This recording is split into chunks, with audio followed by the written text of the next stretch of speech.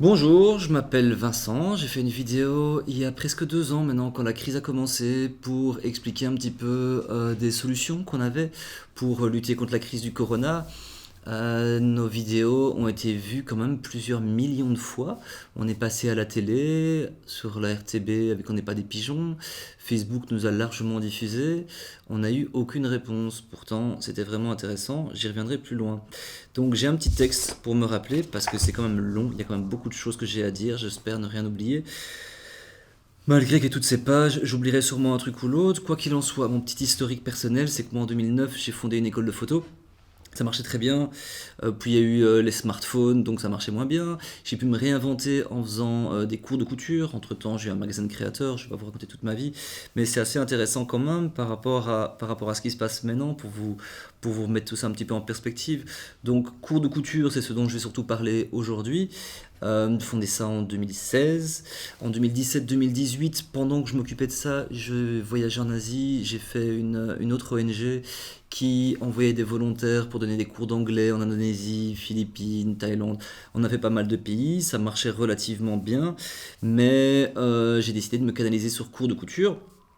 Donc là, on est en 2021.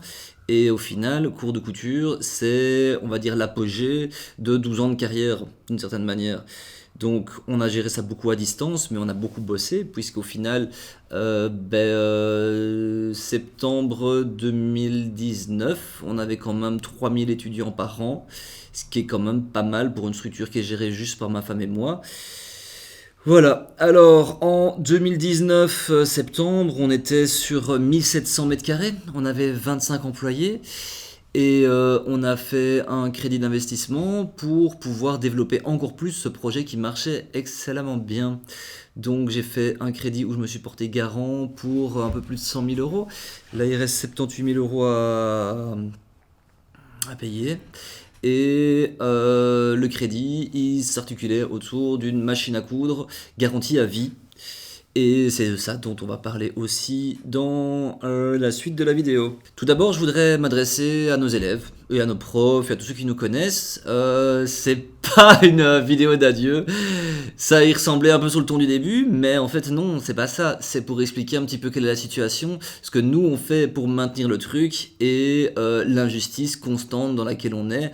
C'est important de la mettre en avant, d'expliquer un petit peu de ce dont on est victime et ce dont nos élèves sont victimes à cause d'agissements, entre autres de l'État.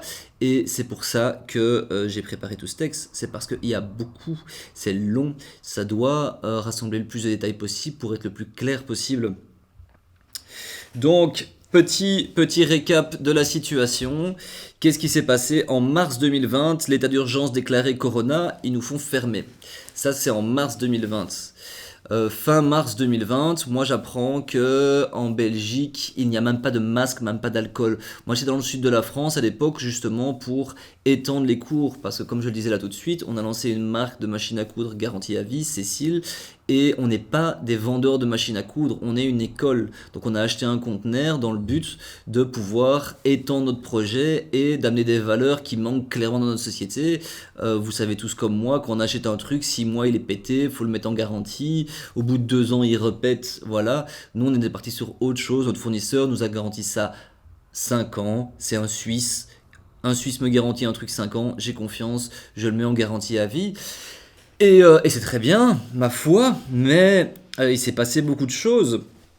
Donc oui, pas de masque, pas d'alcool en Belgique. Moi, dans le sud de la France, je me rends compte que ma tante, qui travaillait en pharmacie, au bout de 2 mois où tout le monde est déjà fermé, elle ne peut même pas avoir un masque pour travailler en pharmacie. Euh, les pharmacies, c'est un peu les premières lignes, donc c'était un petit peu scandaleux. Moi, je réfléchis un petit peu, je me dis des masques, mais en fait, des masques, on sait en faire. C'est-à-dire que moi, j'ai mon conteneur qui est arrivé il y a 3 mois. J'ai 700 machines dans un entrepôt qui attendent juste d'être utilisées. Donc, ni une ni deux, je contacte l'État, je contacte le Premier ministre, je contacte, c'est quoi?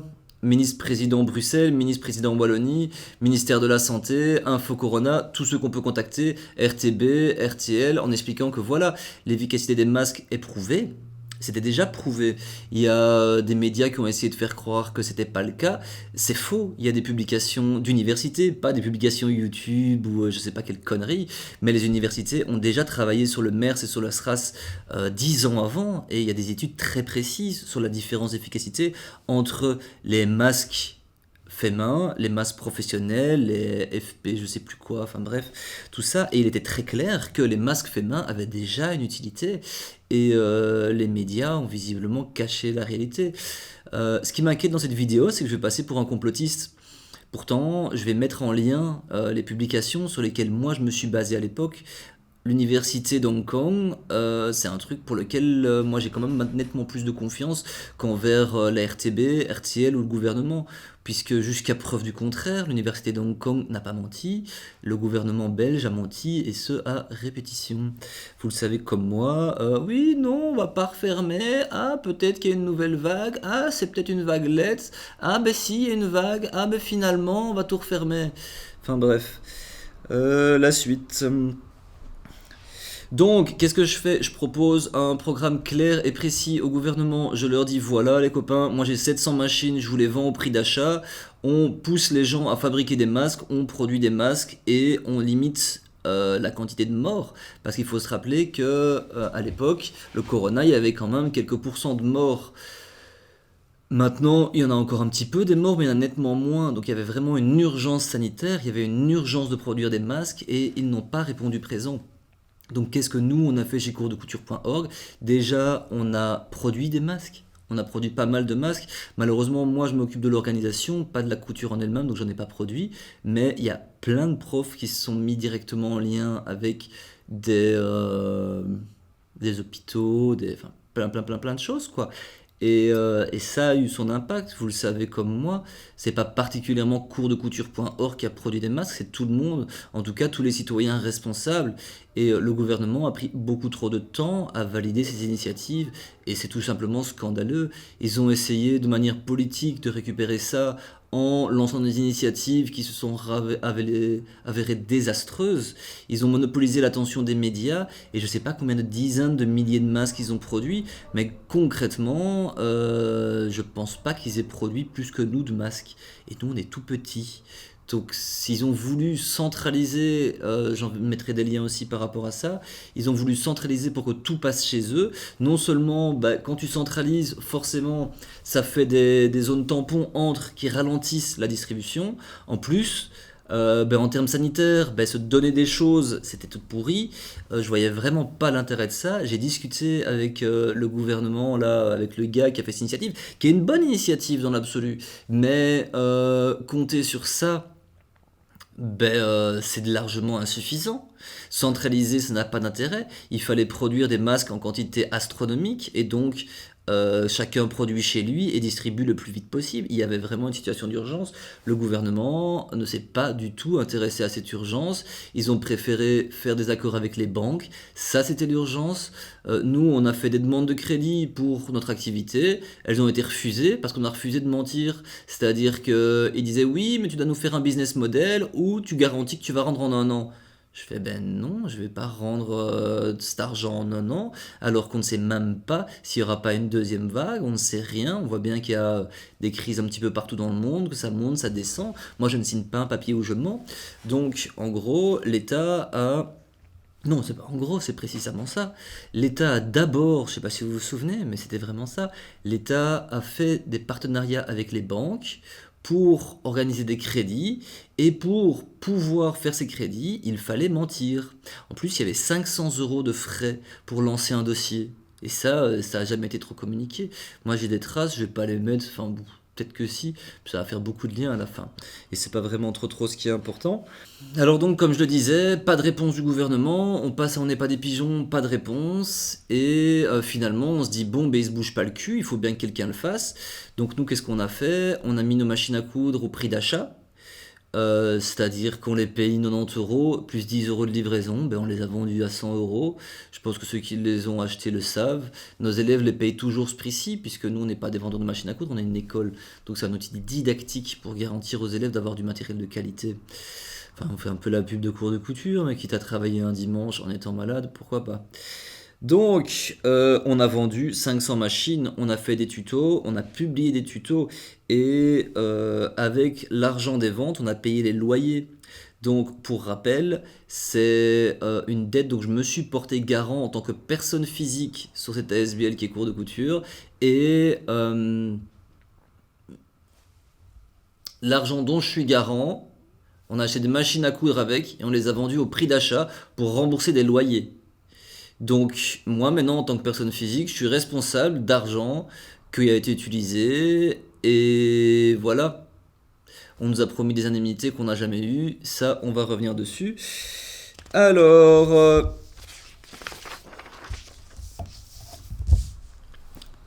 donc comme je le disais, on a donné nos machines au prix d'achat. Prix d'achat littéral, c'est-à-dire qu'il y a du travail à fournir derrière. Il y a un travail de gestion, il y a un travail de marketing, il y a un travail de visuel, il y a sûrement des frais de crédit qu'on n'a même pas regardé. Donc voilà, on a fait ça à perte parce que le gouvernement ne faisait pas son travail. Le gouvernement a refusé de publier des tutos couture. Nous, on a mis 12 000 € sur la table pour que les gens sachent coudre des masques pour qu'ils puissent se protéger. Le gouvernement n'a pas agi puisqu'il y a eu beaucoup de morts, parce que le gouvernement n'a pas fait son boulot et il a empêché les citoyens de faire leur boulot.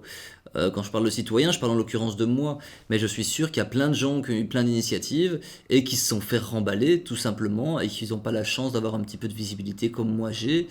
Et ben, c'est pour le moins un scandale, parce qu'ils n'avaient pas grand-chose à faire, juste dire ok, et pouf, 100 morts en moins. Je dis 100 morts en moins, j'en sais rien. Ça aurait pu être 10, ça aurait pu être 1000. Mais ce qui est sûr, c'est que si on avait fait ce qu'on a dit, on aurait fourni des masques plus rapidement à la population, il y aurait eu moins de morts. Combien?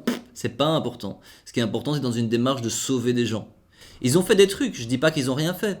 Mais ce que je dis, c'est que notre initiative aurait sauvé des gens et on n'avait pas besoin de grand chose. Et ils nous ont snobé. Alors voilà, c'était la première chose, notre initiative pour distribuer les machines. 12 000 € de publicité, 4 millions de vues, 4 millions et demi. Je mettrai les détails en description de la vidéo, c'est important d'avoir des traces, pas que ce soit du flan ce que je raconte. C'est des faits, c'est pas des points de vue. C'est pour ça que quand je parle du nombre de morts qu'on a pu sauver, je dis pas de chiffres parce que j'en sais rien. Tout le monde est d'accord que plus de masques qu'il n'y en avait pas, ça aurait sauvé des gens. Après, combien ça en a sauvé, voilà, je suis pas astrologue, hein. Quoi qu'il en soit, fin avril, on contacte Info Coronavirus, constatant qu'il n'y avait toujours pas assez de masques. On leur demande, les gars, on aimerait bien faire des ateliers confection de masques. On a un accord de l'ONEM pour que nos employés, s'ils fassent de la production de masques, qui gardent leur chômage. On avait des gens qui étaient intéressés de faire ça, de former sur place en respectant les règles sanitaires. On a des ateliers qui font jusqu'à 120 mètres carrés et on voulait pas mettre plus de 4 élèves par classe. Vous imaginez un petit peu la distance. 120 mètres carrés, ça fait 10 mètres sur 12 mètres. Mettre 4 personnes là-dedans plus un prof. Mettre 4 élèves là-dedans plus un prof, ça me semble pas démentiel, hein. Ça me semble être largement plus sécurisé que ce qui était préconisé. Je vous rappelle qu'à cette époque-là, on allait dans les supermarchés sans masque. Là, on allait essayer de sauver des gens. Info Coronavirus nous dit ok, on publie, des juristes viennent chez nous et nous disent ouais, non, vous pouvez pas. Du coup, on recontacte Info Coronavirus, je contacte mon avocat. Ah ben non, tu peux pas. Ouais, mais Info Coronavirus nous a dit qu'on peut. Ah ben non, ils n'avaient pas le droit de te le dire. On est au pays de Magritte, mais il y a quand même des limites. C'est-à-dire que non seulement on donne des informations qui sont fausses, qui sont illégales, qui sont basées sur des lois, qui me semblent être illégales aussi, parce que refuser de sauver des gens, ça me semble un peu de la folie, hein. Je sais pas ce que vous en pensez, mais on nous a refusé d'apprendre aux gens de faire des masques en respectant des distances de sécurité de 4 mètres. Je veux bien, mais ça n'a pas de sens. Bon voilà, donc ça c'est ce qui s'est passé pendant le premier confinement. En juin, on peut finalement rouvrir. Et alors, ça va. Ça se passe pas trop mal l'été pour nous, pour tout le monde aussi, parce qu'on ne s'attendait pas effectivement à avoir une deuxième crise. Donc en septembre, on se retrouve avec 600 élèves.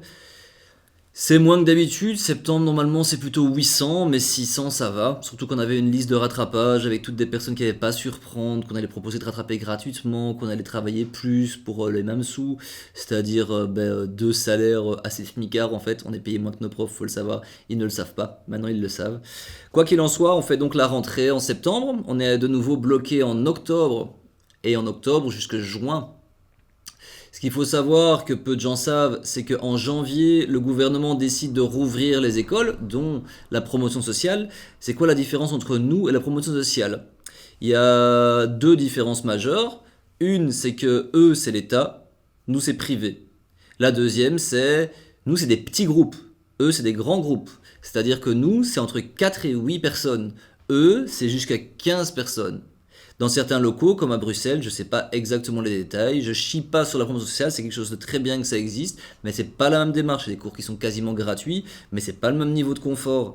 Nous, on a une machine par élève, on a plusieurs surjeteuses, on a globalement plus de matériel par élève et c'est comme ça qu'on sait vendre nos cours. C'est parce qu'on propose plus de confort et c'est pour ça qu'il faut payer nos cours. Mais bref, en janvier, ils rouvrent la promotion sociale et nous, on reste fermés. Pourquoi est-ce qu'on reste fermé alors qu'on propose des conditions sanitaires largement plus favorables? Vous savez, moi pas. Alors petit aparté concernant les indemnités, vous avez sûrement vu à la télé que toutes les sociétés recevaient plein d'argent et que c'était super et que le gouvernement se relançait sur l'économie et que ça se peut jamais passer aussi bien. Alors déjà c'est faux. C'est déjà faux parce que oui, le chômage est au plus bas. Comment est-ce qu'il fait pour être au plus bas? On a effectivement une reprise des activités. Bah oui, il y a des nouvelles sociétés qui viennent. Mais pour l'instant, il y a plein de monde qui est en chômage corona. Donc nous, nos employés, il y en a qui savent déjà qu'ils vont être licenciés parce qu'on ne récupérera pas assez d'élèves pour la rentrée. Donc là, on est en novembre-décembre, les indemnités corona pour le chômage technique corona, elles vont jusque fin décembre. Ce qui veut dire quoi? Ce qui veut dire que 1er janvier, ah bah, le chômage, il va plus avoir la même gueule, franchement. Enfin, ça me fait sourire parce que ça me fait sourire que les gens croient en ce que le gouvernement dit et quand on est à l'intérieur d'une société, on voit un peu ce qui se passe. Et effectivement, moi j'ai plusieurs personnes qui sont encore en train de travailler alors que leurs locaux ont fermé. Mais en janvier, c'est fini. En janvier, ils travaillent plus. Donc, ils vont changer les statistiques à ce moment-là. Et si chez moi j'en ai quelques-uns, ben, je suis probablement pas le seul, il n'y a pas de raison, hein. Il y a d'autres types d'indemnités. Il y a les indemnités pour les sociétés. Alors, il y en a eu plein. Et on est à chaque fois exclu et on aimerait bien comprendre pourquoi. Alors, les justifications qui sont données par le gouvernement, c'est «Ah, mais vous êtes une ASBL». Pendant un an, ils nous ont sorti ça. Du coup, ils ont lancé les nouvelles indemnités pour les ASBL. Et qu'est-ce qu'ils ont fait? Ils ont exclu les structures sans TVA. Donc ça veut dire quoi? Tout ce qui est religieux, tout ce qui est médical, tout ce qui est éducation, socio-culturel. Autant le médical, ben, a priori, il a eu ses activités, donc pourquoi pas. Mais le religieux, bon, je sais pas trop ce secteur d'activité, je m'y connais pas. Mais ce que je sais, c'est que tout ce qui est éducatif et sans but lucratif est exonéré de TVA. Article 44, alinéa 3, ou un truc comme ça du code de la TVA. Bref, voilà, on est exclu des indemnités. On a été parmi les plus longs à être en corona, en fermeture corona. Pourquoi? Donc ça veut dire quoi? Ça veut dire que si ce projet coursdecouture.org me rapportait de l'argent en tant que directeur, président, machin brol, alors je méritais des indemnités. Si je fais ça dans un but désintéressé et dans un but d'avoir vraiment un chouette projet qui forme des gens, et d'ailleurs c'est grâce à ça, c'est grâce à cette démarche non lucrative qu'on a eu une croissance aussi importante. Pour rappel, on était sur une ville en 2016, 4-5 villes en 2017, 2018 probablement 10 et 19 en 2019. Donc ça veut dire quoi ça? Ça veut dire que ben, si t'as pas de vue lucrative sur ton projet, eh ben forcément t'as plus d'expansion. Parce que tout ce qui rentre comme argent ressort pour réaliser les objectifs de l'ASBL. C'est ça une ASBL. La différence entre une ASBL et une SPRL, c'est pas que c'est géré par des hippies, c'est que tout ce qui rentre doit servir à ses objectifs. Donner des cours de couture, former les gens à la mode, leur permettre de faire leurs vêtements. On fait aussi de l'éducation permanente. On a pensé qu'il fallait faire des machines garanties à vie pour garantir une durabilité. Donc ça, par essence, nous disqualifie des indemnités. Si j'avais fait la même société, mais que j'avais pas de valeur sauf m'enrichir, alors je rentrais dedans. Parce que l'article du code de la TVA que je vous citais tantôt, eh ben, il ne marche que pour les buts désintéressés. Intéressés, indemnité. Donc ça veut dire quoi? Ça veut dire que l'argent de l'État n'est disponible que pour les gens qui sont là pour s'enrichir. Si on a comme objectif de faire quelque chose de bien, exclu. Je veux dire, les indemnités ne sont pas faites pour maintenir l'économie. Les indemnités sont là pour que des gens puissent s'enrichir. C'est ça qui est écrit. Je paraphrase, hein. C'est clair que je paraphrase. Peut-être que même j'interprète. Mais je le vis. C'est pour ça que je peux me permettre de l'interpréter. C'est parce que c'est mon cas là présent. Alors j'ai menti. C'est pas vrai. On n'a pas reçu 0 indemnité. Au début de la crise, on a reçu 2000 euros de la culture de Bruxelles. C'est-à-dire que l'échevinat de la culture bruxelloise a décidé de donner 2000 euros à toutes les enseignes culturelles. Alors nous, en 2019, on était sur 18 villes. On avait 1700 mètres carrés. On avait 13 000 euros de loyer hors charge. Toutes charges comprises, on était à 20 000 euros. Un an de fermeture. Alors, un an de fermeture. De mars à juin fermé. On rouvre en juin.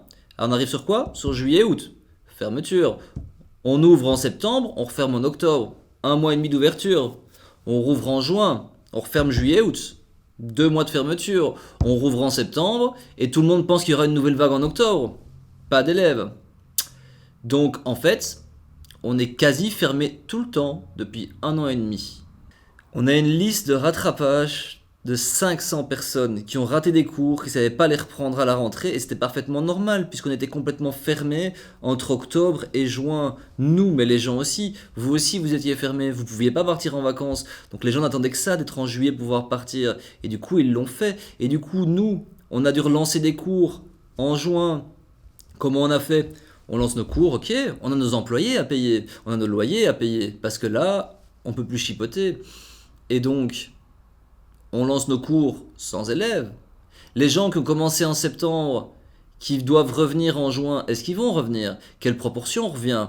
La moitié. À peu près la moitié revient. L'autre est sur une liste de rattrapage. Donc ça veut dire quoi? Ça veut dire que juin, juillet, août 2021, on a tourné quasiment vide. Et comment on allait faire? On avait de toute façon nos employés à payer, de toute façon nos loyers à payer. Donc on devait quand même tourner à moitié à vide. Donc ça, c'est la situation qu'on a eue à la rentrée de juin-juillet 2021. On a dû rouvrir, travailler gratuitement. Tout en ayant évidemment plein de monde qui se plaint qu'on n'ait pas payé les loyers pendant quelques mois là avant. C'est un sujet que je vais expliquer un petit peu plus loin. 20 000 euros de charges, presque 16 mois de fermeture. Ça fait combien? 2 000 euros d'indemnité. Ouais, voilà. Qu'est-ce qu'on peut rajouter à ça? En fait, la vidéo elle aurait pu se résumer à ça. Parce que ça, c'est le plus fou. C'est que on est vraiment parmi ceux qui ont aidé et ceux qui ont aucun retour. Il y en a d'autres, hein. Je dis pas qu'on est les seuls et dans une situation pourrie. Oui, en hôpital, ils ont travaillé comme des fous et ils n'ont pas forcément été payés pour ce qu'ils ont fait et c'est un scandale. Et on en a du mieux. On en a du mieux juste après. Je vais tourner ma deuxième page. Voilà, j'y arrive justement. Exactement ce dont je voulais parler, c'est bien dans l'ordre. Donc, qu'est-ce qui s'est passé? Pour en revenir à ce que je disais là tout de suite. On a fermé, je crois, le 18 mars, le 15 mars 2020. Donc, en avril, pour ceux qui ne le savent pas, c'est les cotisations. Cotisation DMFA, cotisation précompte professionnel, tout ça, tout ça. Donc, faut savoir que nous, vu notre taille, on paye en général 30 000 euros par trimestre, environ 10 000 euros par mois de cotisation sociale, de précompte et 2-3 autres trucs. Et donc, en avril, on n'est pas capable de payer, puisque ça fait déjà 2 semaines qu'on est fermé. Et ça faisait déjà pas mal de temps qu'on avait déjà nettement moins d'inscriptions, puisque les gens, évidemment, avaient peur. Et on les comprend. Qui va s'inscrire pour suivre des cours alors que les autres pays autour sont en train de fermer? Ça me semble pas rationnel, hein. C'est-à-dire à partir du 5 mars, je sais plus les dates exactes, mais l'Espagne a fermé avant nous. Et du coup, les gens avaient peur en Belgique. Et du coup, pas d'inscription. Et du coup, ONSS. Du coup, on leur dit, bon, les copains, je veux bien, mais on est fermé là. Donc, on va pas savoir payer. Donc, on va payer, mais dès que la crise est terminée. Et alors, qu'est-ce qu'ils font ceux-là? Ils demandent une date. On est dans une crise où l'État nous ferme et l'État refuse de nous donner une date de réouverture, mais exige une date de paiement. C'est quand même toujours les mêmes, j'ai envie de dire. C'est quand même toujours du même côté que viennent les mêmes problèmes. Toujours de l'absurde, toujours un respect complètement inexistant de nos activités. Donc, au début, ils ont mis que des intérêts de retard. Après, ils ont redemandé une date en novembre 2020. Oui, vous n'avez pas donné de date, faut donner une date. C'est moi ou on en revient à la même situation que la fois d'avant? Vous redemandez qu'on paye alors que vous nous fermez. Moi, j'ai pas de souci de payer ce qui est dû. Parce qu'au final, ce qui est dû, c'est des montants qui sont liés aux prestations qui ont été effectuées. Donc quand on paye par exemple en avril, c'est par rapport aux prestations de janvier, février, mars. Donc c'est une période pendant laquelle en gros il y a eu cours, sauf pendant 2 semaines, mais c'est un détail. Mais la raison pour laquelle on ne s'est pas payé, c'est parce que ils nous ont fermés en avril. Donc l'argent qui devait arriver de fin mars, avril, parce que c'est pas début avril qu'on paye, c'est fin avril. Donc pendant un mois on n'a pas eu de rentrée d'argent, donc c'est pour ça qu'on n'a pas su les payer. Enfin bref, en novembre 2020, on revient à la même chose et ils demandent de payer et ils menacent d'envoyer les huissiers. On leur dit non, il y a une dette, elle est là, il n'y a pas de problème, on va te payer, mais laisse-nous ouvrir et alors après on pourra payer.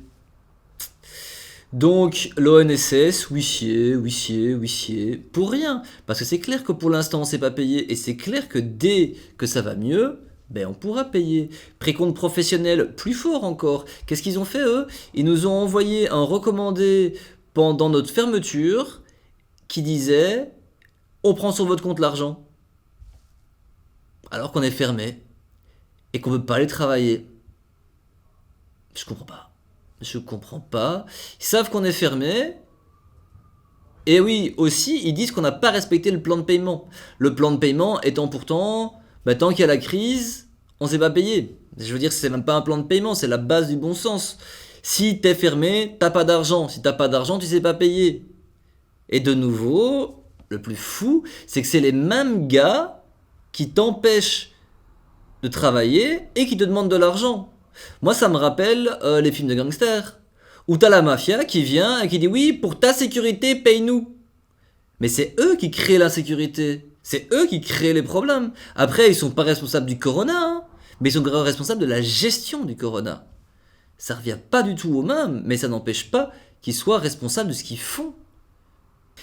Du coup, qu'est-ce qui se passe après cette période de fermeture jusque de tête au 8 juin 2021, on rouvre, bordel général, récupération des élèves d'avant, comme j'expliquais avant, qui ont commencé en septembre, qui sont pour la plupart plus dispo.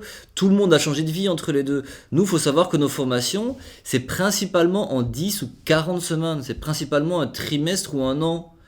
Forcément, quelqu'un qui avait prévu de faire ça en septembre, il n'est pas forcément dispo. Et forcément, celui qui a eu son cours, qui a commencé en septembre, il veut continuer.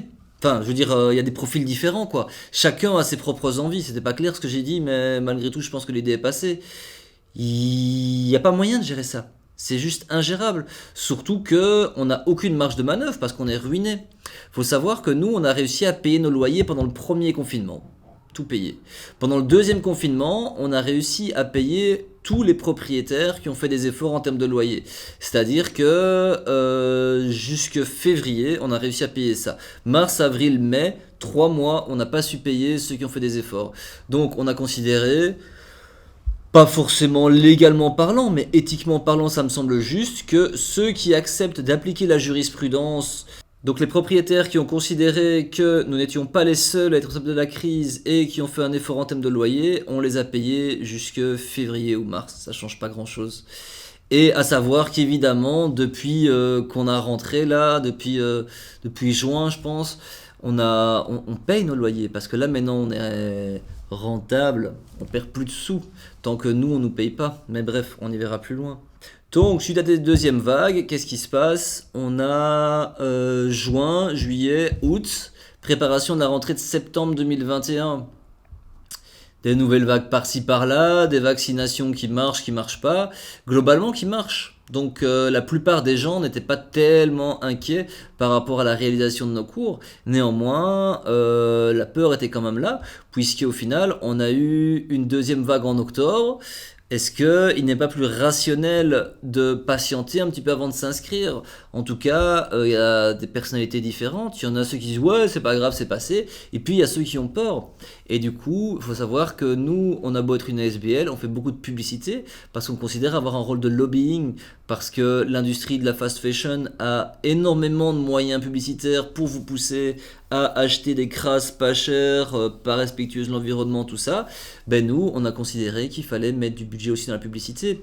Seulement voilà, pour avoir un retour sur investissement de publicité, admettons que ça nous coûtait avant 20 euros de publicité pour avoir un élève, ben, si les gens sont globalement plus frileux, eh ben, le retour sur investissement n'est pas le même.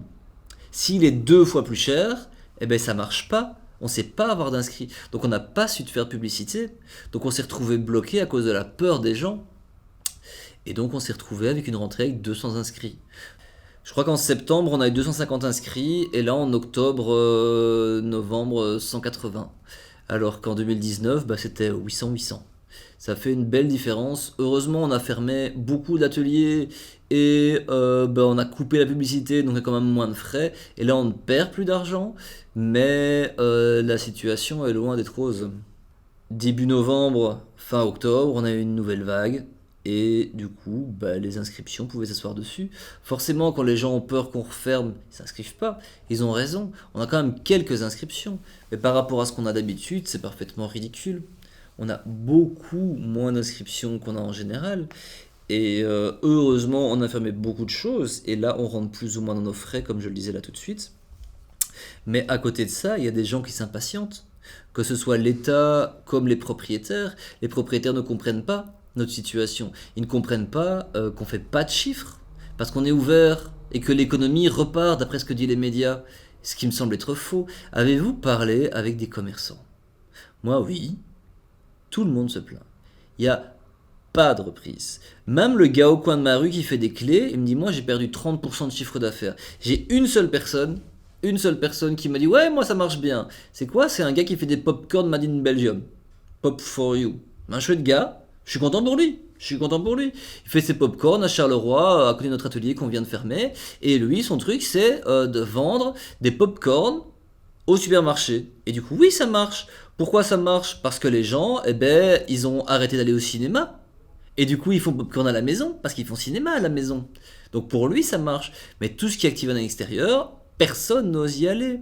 Je connais bien les restaurants dans ma rue, tout le monde se plaint. Je vois qu'il y a des gens qui osent encore ouvrir des restaurants aujourd'hui. Enfin, je vais pas leur faire peur, mais je veux dire, c'est pas le moment, les amis. Garde ton argent, garde ton chômage, reste tranquille, fais quelque chose, je sais pas, mais fais pas ça. Fais pas ça parce que, voilà, tu vas juste t'endetter pour rien. Donc, comme je le disais là tout de suite, les propriétaires s'impatientent et je les comprends parce qu'il y a des gens qui vivent de ça. Il y a des gens qui qui ont travaillé toute leur vie, qui maintenant ont 60 ans, qui font pas confiance au système de retraite. Ils ont bien raison. On voit bien dans quelle direction on va et donc qui m'attaquent en justice pour récupérer leur argent.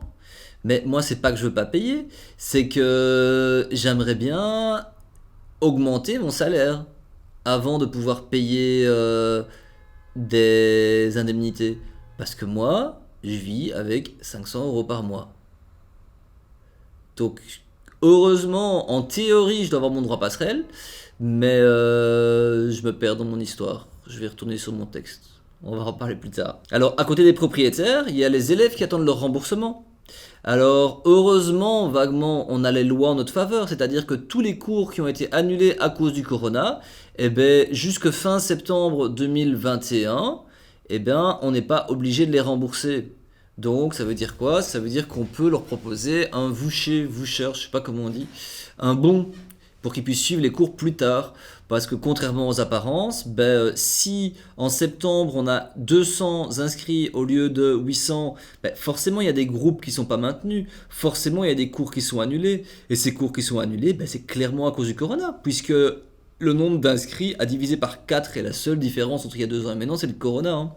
En septembre, on avait fermé, je pense, juste un seul local, et un local qui marchait pas. Marchand Famenne, il n'y a jamais eu assez d'inscrits là-bas. Bref, tout ça pour dire que les gens s'impatientent et ne comprennent pas pourquoi il y a ces lois qui sont comme ça. Et ils sont pas derrière. Moi, je comprends pourquoi, puisque je vis derrière et qu'effectivement, je peux leur proposer des cours, mais je sais pas leur proposer d'argent, j'en ai pas. Je vis sans argent, donc je vois pas avec quel argent je peux faire ça. Alors, petit point qui vaut la peine d'être mentionné ici. Les premiers à nous avoir attaqué en justice, c'est YTech. YTech, c'est une intercommunale, donc c'est dépendant de l'État. Donc, les premiers à nous avoir attaqué en justice pour récupérer les loyers, c'est les mêmes que ceux qui nous ont fait fermer et qui nous refusent nos indemnités.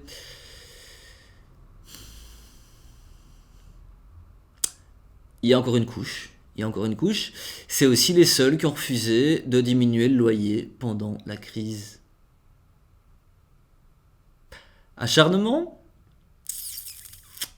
Ça y ressemble. J'ai peur légalement de dire des bêtises. Hein.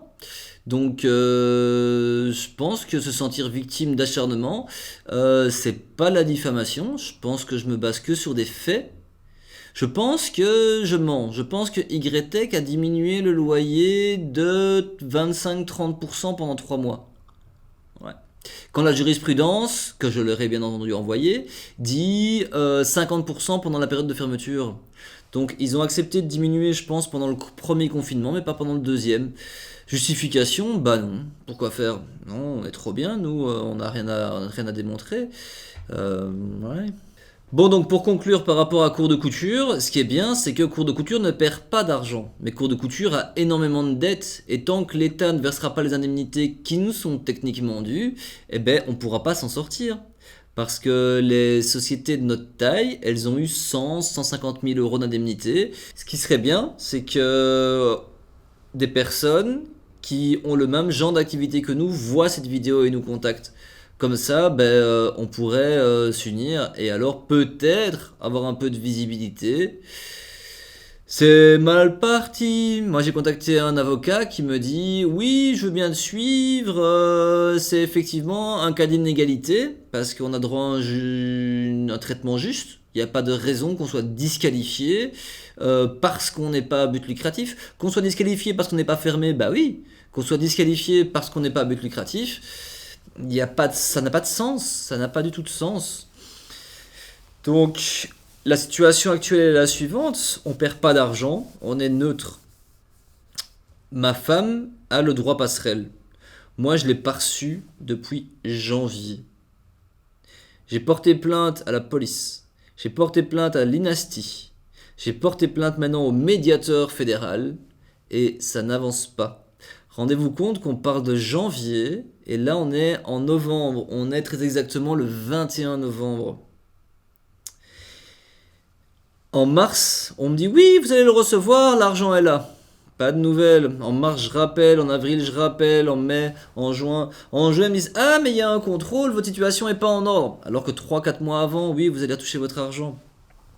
Qu'est-ce qu'ils me disent ? Ils me disent, mais vous n'étiez pas fermé, vous n'êtes pas une école de couture, vous êtes un indépendant qui travaille pour une école de couture. Donc vous êtes dépendant de ce secteur d'activité. Vous n'êtes pas ce secteur d'activité. Moi, je suis directeur d'une école. Et on a changé nos activités. On a fait du takeaway digital, puisqu'on a commencé à lancer un peu de mercerie dans le but de survivre et à faire des cours en vidéo. Donc tout ça, il me semble que ça ne m'exclut pas de ce droit passerelle. Ah mais si, le takeaway, ça marche que pour les restaurants. Mais expliquez-moi la différence entre un plat qui est livré à la maison et des vidéos de cours qui sont livrées à la maison. Moi, ça me semble assez similaire. Donc, je sais pas pendant combien de temps on s'est échangé des mails sans la moindre explication concrète, mais eux voulaient me convaincre que j'étais dans le B2B. alors que je travaille que pour cours de couture. À la fin, j'ai accepté, et là, ça fait 2 mois que j'attends, je crois depuis août, donc août, septembre, octobre, novembre, c'est 4 mois que j'attends d'avoir mon droit passerelle. Donc eux considèrent que j'avais pas droit au double droit passerelle, que j'avais droit au simple, et que donc ils veulent garder le droit passerelle de janvier, février, mars, mais donc ils ont accepté qu'ils devaient me payer le droit passerelle de avril, mai, juin, juillet, août, septembre, octobre, novembre, 8 mois à 1 200 € qu'ils doivent me donner. Et là, la situation est la suivante. Ma femme et moi, on a 500 € par mois chacun pour 60 heures semaine, 6 jours sur 7, plus de la garde le dimanche. 500 € par mois. Qui le ferait? Vous le ferez? Moi, je le fais. Mais vous le feriez pas. Sincèrement. Peut-être un peu arrogant ce que je viens de dire, mais non, moi je lâche pas. Et je lâche pas et j'ai pas le choix. Vous vous souvenez au début de la vidéo? J'ai expliqué que j'étais garant d'un crédit. Si je lâche, je suis endetté à vie. Donc j'ai même pas le choix de lâcher. Pas le choix. À côté de ça, heureusement, ma femme n'est pas Sexerus mais chez Partena. Et elle est là, son droit passerelle. Donc on vit pas avec 1 000 € par mois, mais avec 2 300 € par mois. 2 300 € par mois à deux. Pour du travail de direction, l'assistant de direction. Moi j'ai 12 ans d'expérience, ma femme elle en a 5. À deux, on a environ la moitié de ce que je devrais avoir tout seul pour un plein temps. Et j'en fais deux. On a un huitième du salaire qu'on pourrait demander. Et on n'a aucune indemnité, pas de réponse de l'État, rien.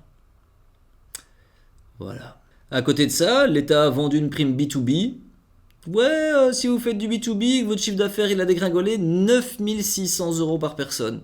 On l'a demandé, ma femme et moi. C'était en juin. Ma femme, ils ont demandé des informations complémentaires. Pas de nouvelles depuis. Moi, ils m'ont dit que j'étais indépendant à temps partiel. Je leur ai envoyé la preuve que c'était faux. Pas de réponse. C'était en juin. Juin, juillet, août, septembre, octobre, novembre. Alors on vit dans les bureaux. Heureusement, on a une douche. C'est bien. Mais à côté de ça, on travaille sur 10 villes. On n'a pas de voiture. On paye notre loyer à cours de couture. Comme ça, cours de couture a moins de soucis. C'est-à-dire que cours de couture devrait nous verser, parce qu'en fait, je dis n'importe quoi, je dis que cours de couture nous paye 1 000 € par mois. C'est même pas vrai, on le prend pas cet argent. Alors, le problème, c'est donc qu'on a beaucoup plus de travail à faire qu'avant. Parce que, je pense l'avoir dit rapidement tantôt, on a créé une liste avec toutes les personnes qui doivent prendre leur rattrapage. C'est-à-dire qu'on essaie de négliger personne, on essaye de récupérer ça. Et ce qu'on a fait, c'est que pendant le confinement, on avait décidé de mettre un secrétariat externe parce que moi, j'avais pas la motivation, j'avais pas l'énergie que pour gérer cours de couture alors qu'on était fermé. Et donc on a mis un secrétariat externe qui s'est avéré être une catastrophe. On a essayé plusieurs personnes qui ont dû gérer ne serait-ce que les mails et les absences pendant la période de fermeture. Et voilà, c'était une grave erreur, mais du coup on a récupéré leurs erreurs. Maintenant ça commence à aller mieux, heureusement. Mais entre les rattrapages pour ceux qui sont malades maintenant à cause du corona, parce qu'il ne faut pas oublier que la crise c'est toujours maintenant. Il y a toujours des cas de corona maintenant. Il y a toujours des... Ben, par exemple, j'ai une prof la semaine passée qui, son copain s'est retrouvé en corona. Donc le temps qu'elle fasse le test, les cours ont été annulés. Donc les cours faut les reporter. Et ça, ben, ça arrive tout le temps. Et du coup, ça fait, on a le double de travail de... je sais pas, le double, j'en sais rien, mais on a beaucoup de travail de gestion de trucs macroscopiques comme ça et qui sont sans intérêt. Comme je vous l'expliquais tantôt, moi ce qui m'intéresse c'est de mener des projets qui sont intéressants, qui ont une valeur sociale, qui ont une valeur éthique, parce que moi ça me permet de me sentir bien, de me sentir utile. Et si j'ai pas l'impression de me sentir utile, je me sens humilié. Sincèrement, tous les jours j'ai quelqu'un qui me crie dessus pour me dire où est mon argent, alors que c'est l'État qui l'a. C'est littéralement l'État qui a leur argent et l'État qui m'attaque et les élèves qui m'attaquent, pas tous, heureusement. Merci à tous ceux qui font preuve de compréhension. Comme je l'ai dit, j'ai une personne par jour qui me gueule dessus, mais j'en ai 10 qui sont super sympas. Les gens sont beaucoup plus flexibles qu'avant. Merci, vraiment merci. Parce que si tout le monde était comme certains le sont, ça serait vraiment difficile à gérer. Par exemple, on envoie des newsletters en disant voilà les dates de rattrapage, c'est ça. Si vous n'êtes pas disponible, merci de ne pas rappeler. Il y a quand même des gens qui appellent. Mais on envoie cette liste à 500 personnes. On a 10 personnes qui appellent. Oui, je suis pas disponible, qu'est-ce qui va se passer? C'est écrit dans le mail. On vous renvoie un mail dans 2 mois. Toute la journée. Les appels pour des choses qui sont un trois quarts inutiles. Avant, on était vraiment occupé à trouver une solution pour vraiment créer de l'emploi. Maintenant, ce qu'on est en train de faire, c'est juste se frustrer avec l'État, avec la justice de paix, avec des élèves qui n'ont rien demandé à personne. Eux. C'est des victimes comme nous au final. Mais ils comprennent pas qu'on est dans la même équipe. Et c'est pour ça que je fais cette vidéo. Pour que tout le monde comprenne qu'on est dans la même équipe. Qu'on fait la même chose. Moi, j'ai juste l'impression qu'il y a l'équipe des gens et l'équipe de l'État qui fait preuve d'aucune compréhension, qui va vouloir nous mettre en faillite alors que c'est de leur faute. Et moi, je me retrouve avec 78 000 euros à payer juste parce qu'ils n'ont pas fait leur boulot correctement. Et ça, c'est frustrant. Ça, c'est pas honnête. Et il faudrait que je vois après si jamais ça arrive, parce que là, la crise Corona, elle n'est pas terminée. Hein. En tout cas, d'ailleurs, parlant de ça, pour pas trop vous inquiéter, faut quand même savoir, moi je ne le savais pas parce que j'ai déjà eu 6-7 sociétés différentes, j'ai jamais fait faillite, et jamais, voilà, c'est pas mon truc la faillite. Et du coup, de toute façon, ce qui est sûr, c'est que la première étape quand on est vraiment en problème, c'est la procédure de réorganisation judiciaire, petit cours juridique de faillite. Pendant 1 an, on peut essayer de relancer notre activité. Et on ne peut pas se faire fermer. Et donc l'emploi est sécurisé, les places de l'élève sont sécurisées, tout est sécurisé, sauf les dettes. Et après, soit on est rentable et alors on fait des plans de paiement, soit faillite. Donc là, on n'est pas encore en PRJ. On va peut-être y arriver. Le comptable est en train d'analyser la situation. On ne sait pas en fait. Mais ouais, tout ça pour dire qu'il faut réfléchir, il faut bien faire les choses. Heureusement, on est flexible, on a relancé pas mal de trucs différents, mais notre situation personnelle est complètement inacceptable. Moi, j'aimerais bien juste pouvoir travailler à l'aise, avoir une voiture, par exemple. J'ai essayé Combio, catastrophe. Quel service de merde, c'est honteux. Donc, voilà. Bon, bah merci pour votre écoute. J'espère que vous avez tenu jusqu'à la fin, parce que je pense que chacun des points est vraiment important. J'espère que la qualité d'image est pas trop dégueu, que le son est pas trop infâme, parce que c'est le deuxième facecam que je fais, et le premier était dégueulasse. Donc j'espère qu'ici on a quelque chose de mieux.